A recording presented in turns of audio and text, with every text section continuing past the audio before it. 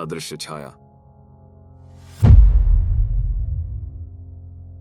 काला अमावस्या का दिन था और पूरा गांव अंधकार में डूबा हुआ था। गांव के पास एक बड़ा जंगल था जिसे लोग भूल भुलैया वन कहते थे। कहा जाता था कि इस जंगल में एक अदृश्य छाया भटकती रहती है जो लोगों को अपने रास्ते से भटका देती है। अगर कोई इस छाया की पकड़ में आ जाए तो वह कभी वापस नहीं आता। राघव, पीयूष, नेहा और अंकित ने यह कहानी बचपन से सुनी थी, लेकिन उन्होंने इसे कभी गंभीरता से नहीं लिया। एक दिन मस्ती के मूड में चारों दोस्तों ने सोचा कि क्यों ना इस जंगल की सच्चाई का पता लगाया जाए। उन्होंने ठान लिया कि वे रात के समय जंगल में जाएंगे और छाया की कहानी की असलियत जानेंगे। रात के 11 बजे चारों दोस्त टॉर्च लेकर जंगल की ओर चल पड़े। जैसे जैसे वे जंगल में अंदर जाते गए, रास्ते और पेड़ पौधे अजीब और अनजान लगने लगे। हवा में एक अजीब सी सर्दी थी। सब कुछ सामान्य होते हुए भी कुछ डरावना महसूस हो रहा था। नेहा ने सबसे पहले महसूस किया कि कोई उनकी परछाई का पीछा कर रहा है। उसने पीछे मुड़कर देखा, पर वहां कोई नहीं था।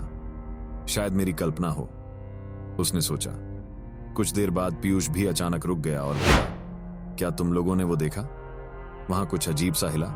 राघव ने हंसते हुए कहा, तुम सब डर रहे हो, कुछ नहीं है यहां। लेकिन फिर एक अजीब आवाज सुनाई दी, जैसे किसी ने जमीन पर जोर से कदम रखा हो। यह आवाज हर तरफ से आ रही थी। अचानक टॉर्च की रोशनी कम होने लगी। चारों दोस्तों ने घबराकर एक दूसरे की ओर देखा। तभी जंगल के घने पेड़ों के बीच से एक अदृश्य छाया धीरे धीरे उनके पास आने लगी। वह छाया स्पष्ट रूप से दिखाई नहीं दे रही थी, लेकिन उसकी उपस्थिति महसूस हो रही थी।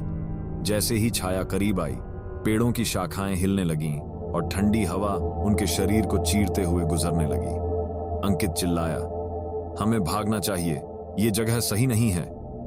पर उनके पैरों ने जैसे काम करना बंद कर दिया हो। अदृश्य छाया ने उनकी ओर हाथ बढ़ाया और जैसे ही वह छाया राघव के पास आई, उसने अचानक उसकी गर्दन पकड़ ली। राघव की आंखें खुली रह गईं और उसका शरीर कांपने लगा। नेहा ने हिम्मत जुटाई और जोर से चिल्लाई, छोड़ दो उसे। उसने एक पत्थर उठाकर उस दिशा में फेंका जहां से छाया आ रही थी।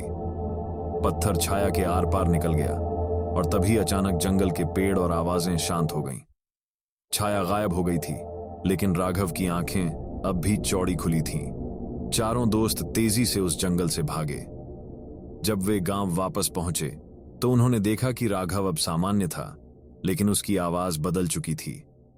उसकी आंखों में एक अजीब चमक थी। उस दिन के बाद राघव ने कभी इस घटना के बारे में बात नहीं की, लेकिन उसके दोस्त जानते थे कि वह अब पहले जैसा नहीं रहा। पार्ट 2 देखने के लिए कमेंट करें।